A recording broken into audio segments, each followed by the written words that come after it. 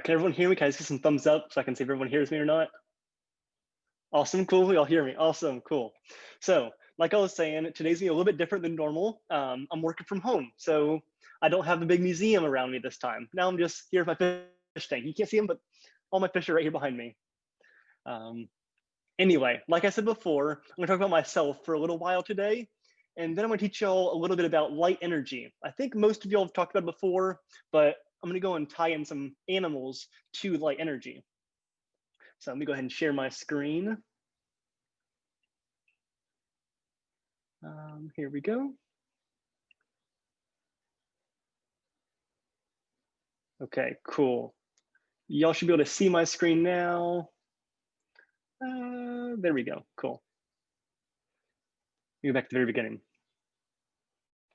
So like everyone already knows, my name is Alan Ivory, and my background is with wildlife ecology, which ecology is just how animals, plants, and the environment all interact with one another. So fish need water, so I care about how the water affects the fish, and thus the birds that attack the fish. Like, so they all tie together. That's why it matters to me. All right, let me get my next page. So the story of my life. So this is young Alan right here. And I grew up on a farm. We never had any animals, but all the houses around us had animals. So I got to play with horses and cows, all that kind of stuff growing up. So I loved animals. And then while I was in high school, I absolutely adored health. I wanted to be a doctor or a pharmacist. So the person who gives you medicine, that's what I wanted to go and do. So here you go and see in this picture in the middle, that's me messing with bacteria, and I wanted to make bacteria glow, like glow in the dark. So yeah, I did that for a little while. And so then I went to the University of Florida. So you can see in the far right, that's me at the University of Florida. Let me make it all smaller, there we go. So there's me at school, graduated last year, last year. All right, let me, boom. Go back. While I was in school, I realized I liked being outdoors more than I wanted to go and work in a hospital. And so the top left corner, those are the leg bones of sea turtles. So I got to play with sea turtle bones, so much of turtles. You see me kissing a bird in the bottom, a gopher frog. I got to go and tag alligators, so I can go and count how many alligators there are in different lakes. I got to go and do that for a little while.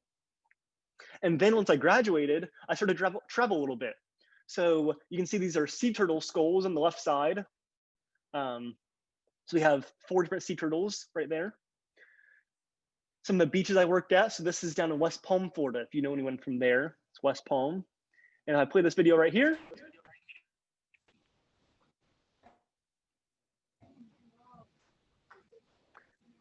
A sea turtle flapping his little flippers.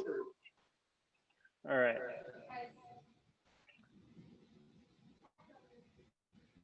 There we go. So aside from working with sea turtles, I've also worked with fish. Gotta make sure okay, cool. Make sure I don't forget anything. Anyway, so I worked with fish. This is in the Grand Canyon. So that like peachy green looking water down there, that's the Colorado River. And it runs through the bottom of the Grand Canyon. And my job was with this big net in the bottom right corner was to catch the fish as they go through the river and check how big they are and see what fish are there. So the fish that I'm holding in the far left, only 12 people this year have ever seen that fish. And I was one of the 12 people who got to see it. So they're very, very, very rare. And the reason why they're so rare is because that next fish to the right of them is a brown trout. Now, brown trout, they can grow to be like, I don't know, you probably can't see both my hands. It's like 3 feet long sometimes. They get to be huge. But the fish on the left, it only grows to be about 8 inches, like that fish there is. And so the big brown trout end up eating all of these, they're called humpback chub. They have a big hump on their back. So again, how different animals interact with one another, that's what I study. You met someone else?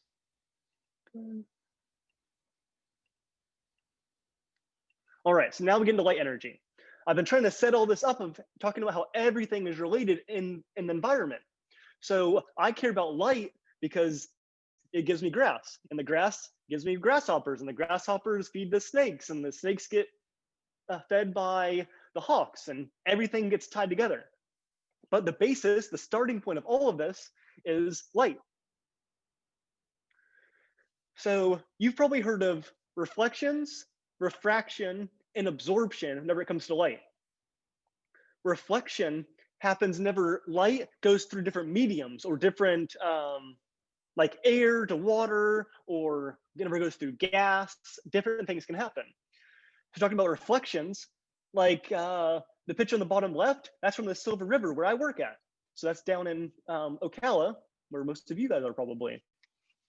But that picture on the right there, that's from Montana, which is like up by Canada. It's really, really far north. But you see how reflective that water is? All the light from the sky is being reflected off of the water and bouncing back up. So you probably can't even tell that that photo is actually upside down. The sky is actually the water, and the water is actually the sky. Can't even tell. This is where it starts tying into animals. So absorption. So like I said before, light can either bounce off of an object, which is reflection, or it can be absorbed by an object. And it just so happens that if an object is black or a darker color, it absorbs more of that light energy, which can also give it more heat. But if it's a white object, it bounces off more of that light. So white is very, very reflective, while black is very absorbent. Now, how this affects animals is because black absorbs more of that light, it gives it more heat. So polar bears are actually black. So you can see the top left, that's a polar bear's skin is pure black. So all of that light energy is touching the bear's skin and warming it up. But a polar bear doesn't look black, right? You can see in the middle there, a polar bear is actually white, right?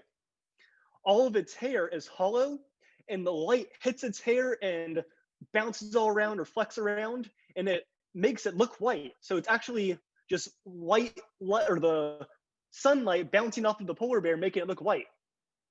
And we know this because if a polar bear isn't around ice or around snow, and it gets algae on it, so like algae, like the plants, it can grow on the hairs, and it'll actually make a polar bear look green.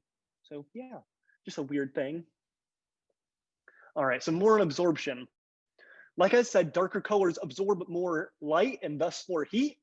So sea turtle, or sorry, not sea turtles, reptiles, which is alligators, turtles, lizards, you'll see them basking out in the sun, which is just them laying on the sun, absorbing all of that light. Because again, it heats them up.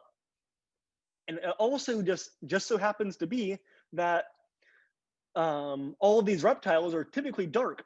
So those darker colors can absorb more of the light. All right, now refraction. This is always the weirdest one for me anyway. So if you don't understand it, don't worry, I didn't understand it for the longest time too. So as light goes through different mediums, so water, air, gas, or that kind of stuff, it can make the light bounce in weird ways. So you might have seen a pencil going into water. It doesn't look like it's straight anymore. It looks like it's like two broken pieces, like they're not connected. But that's just because the light has the change speeds as it goes through that water. Now, how that affects humans is, I don't know if anyone's ever been bow fishing before, but if you aim your bow into the water to try to spear a fish, if you aim right at the fish, you're actually not going to hit it. You have to aim lower than where you think it is, just because the light is making the fish look where it's not actually at. Now, humans are not very good at this, but animals are a lot better at it. So I'm going to give you a few examples. So archerfish, they live down in South America in the Amazon rainforest. And what they do is they spit water out of their mouth to like shoot insects that are up in trees.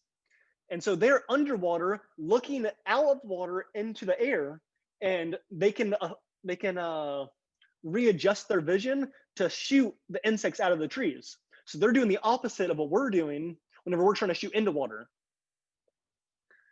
Now, a vine snake is more of like what a human does, where they're out of the water trying to shoot into the water. And so what they do is they wrap their tails around the tree branch and sit above the water. And as the fish swims by, they can dive into the water, grab the fish, and come back out. So they have to be very, very quick at trying to go and catch those fish. All right, so now my favorite example, and it's the four-eyed fish. The four-eyed fish doesn't actually have four eyes, but they sit where half of their eye is above water and half of their eye is below water. And their eye is built in two different ways so that they can see crystal clear above water, and then below water, their eyes can adjust for that refraction so they can see where things actually are underwater. And makes them very good at seeing both above water and below water. All right, so that was it for my side there. All right, so now any questions that you have? Let me open my chat up so I can see everyone. All right, so I like light. I like light too. Okay, my name, Alan Ivory. Cool animals. Yeah, we have lots of different cool animals there. We have reptiles there. We have fish there. What else do we have there? I think we had two fish and a reptile. Yep. All right, so if you have any questions, how about we do like one class at a time? So I know Miss Ortiz is here. So if she wants to start, she's more than able to. You can unmute yourself and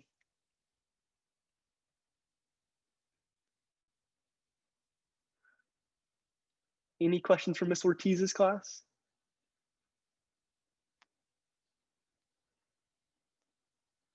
All right, how do the four-eyed fish adjust their eyes? So animals can adapt over a long amount of time. And so it takes thousands and thousands of years, but eventually, if it is beneficial, so if it's really good for an animal to be able to see above ground and below the water, then over time, the animals that can start to do that are the ones that survive. So it's kind of like survival of the fittest. So it just took thousands and thousands of years for that to happen. All right, I have a question from Miss Smith. What would plants look like if they grew by ultraviolet light? So immediately, like if we were to go and do that right now, some plants might be able to survive because depending on the color of the light, they might be able to survive. Like, let me see if I can turn off my background.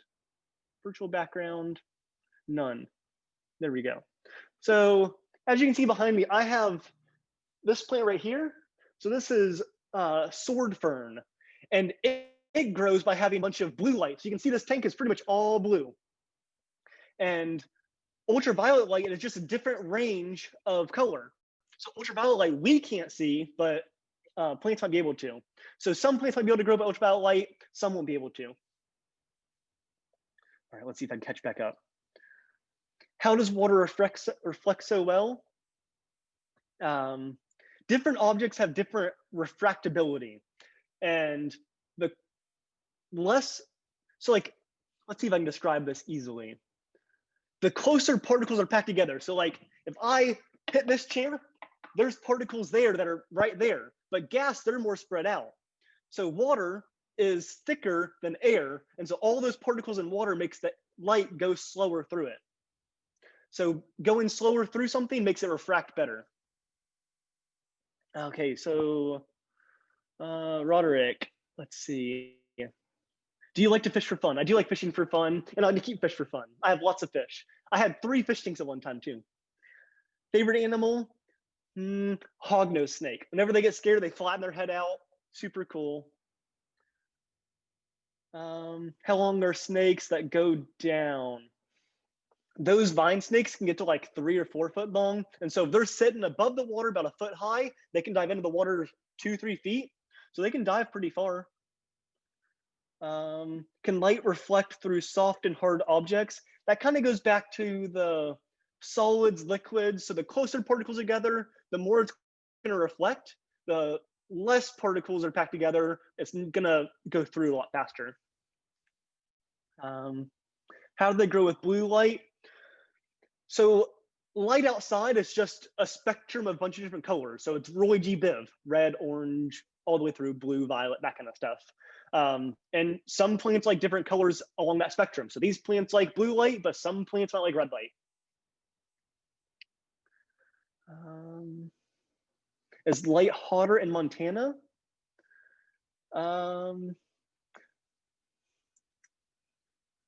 Light's not hotter there. It's pretty uniform everywhere. It's the same everywhere.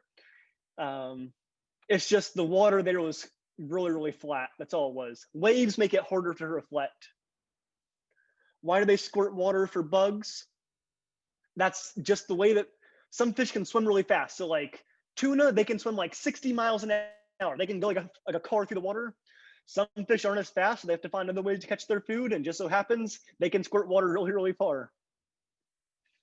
How do animals hunt when their refraction makes it hard to pinpoint a prey? You most likely go to Publix to get your food, or at least your parents probably go to Publix to get their food. So we don't go hunting as much as other animals do. And so if we were to hunt that often, we might be better to deal with refraction. But since we don't go hunting that often, we're just like kind of guess where they're at. How big can the four-eyed fish get? Get to like maybe 8 inches, 6 inches. So about that big from there to there. Do I have a lot of animals? I'm working on getting a chameleon, maybe. My mom has it right now, but I have my fish. That's all the animals I have right now. How does light appear in different colors? So light is actually just waves. So water has waves that we can see, but light has waves that are a lot smaller, and they can go through the air. And just depending on how long that wave is what color you see. So red has the longest wavelength, and they don't have much energy attached to it.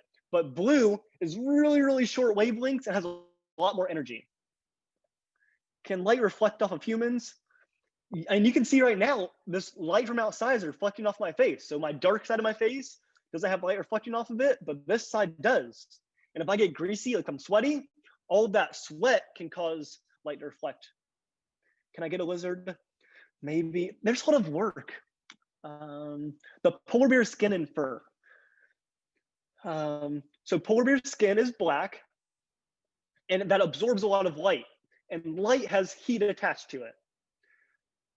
The fur is clear, so it's like looking through this glass window. And so light can just go through that hair, but as light goes through something, it can change colors. And so as light goes through all that clear hair, it can change it to just reflect off of the snow that is there. And so that's how they get the white color. Does light reflect better in the north or south? So the atmosphere, so like past the sky, it's pretty much all the same thickness everywhere, which makes it the same amount of light everywhere. I've never been to Texas. How does the four-eyed frog see better underwater than above water?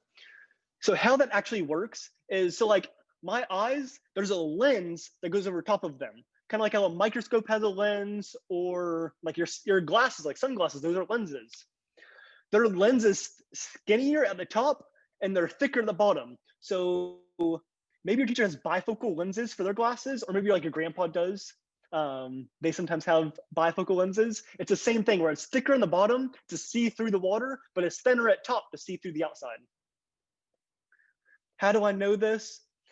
Lots of reading. I do lots and lots of reading. Why does black attract light? So the best way of describing that is white is all of those wavelengths like I talked about earlier. So it has all red, green, blue, all those wavelengths are in white light, and black absorbs all of those colors. So black absorbs the most light because black is made of, or has none of those colors in it. So it absorbs all of it. It's hard to describe without actually seeing like a picture of it. Why does white reflect? White already has all the colors in it, and so it just bounces off because it already has all the colors. But black has none of the colors, so it absorbs it all. Why does some places have no light? That's because of the rotation of the Earth. So since Earth is angled like this, some types of the year, like if the sun's right here, then even if the Earth is rotating, some parts of the Earth are always aimed at the sun. But other times of the year, if the sun's over here and they're pointed this way, then this side of the Earth has no light getting to it. Even if it gets rotated around, then the light's never getting there.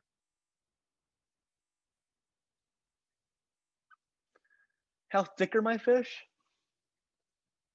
My fish are really small. Um, I used to have big fish that got to like this big, and so they'd probably be about that thick. But I have angelfish and rainbow fish, and they only get maybe the thickness of my pinky. They don't get very thick. Why do I like animals? Um, because animals do a lot for people. So like maybe next week I'll talk about like flowers and how animals and flowers work together. But animals do a lot for people. Like you don't think about it, but like pollination's a thing, and like people eat animals or they take care of things for you. Like farming wouldn't be a thing without animals. Animals need it. A tigerfish. I've never seen a tigerfish. I've seen tiger sharks, never tigerfish. Have I had a mole? No. Why are gamma rays so harmful? So like most light just bounces off of our skin, but gamma rays are, remember how I said red wavelengths are really slow? So like their waves are really slow. Blue, you get a lot faster. Gamma rays are like yeah, they get really, really fast. And so they can go through your skin. Every other color can just bounce off your skin for the most part. Gamma rays can go through your skin and it can change what your body is made of. It can change your DNA.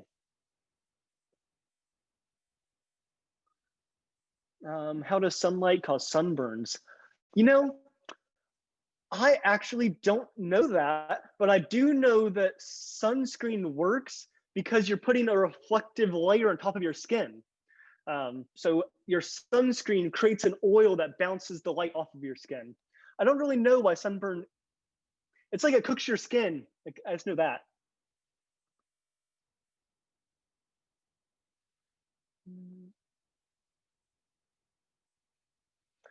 Light can reflect off my computer screen. I have reflections on my screen right now. You can't see them because you're getting the camera, but my screen has reflections on it right now from the outside. I do like my fish a lot. I've had fish for like 5 years now. More tigers live in zoos in the wild. I've heard that. I think it works for pandas too. Fun fact about pandas, all the pandas in the world are owned by China. So if you go to a zoo and there's a panda, it's owned by China. Let's see, is there any more questions?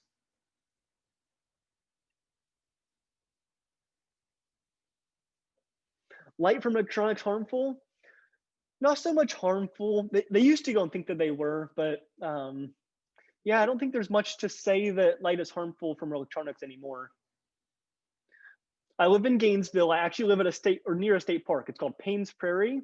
And hopefully one of these weeks I can go and take you there because they have bison. And most of you have never seen bison, but bison are those big buffalo that used to roam all over the country. At one point, those 35 million buffalo in this country. 35 million. That's a lot. There's 300 million people on Earth now, and you see people everywhere. 35 million buffalo, that's a lot of buffalo. I've never seen a bull shark, no. Bull shark are cool though. All right, where does light come from? Come for Earth, comes from the sun mainly. Just comes from stars, and the sun happens to be the closest star to us.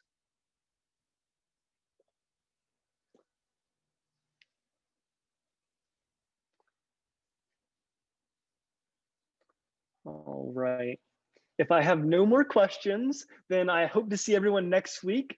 I don't know what we're talking about yet. Maybe like that pollen I was talking about earlier, but it was nice seeing everyone this week, and I will see you again soon.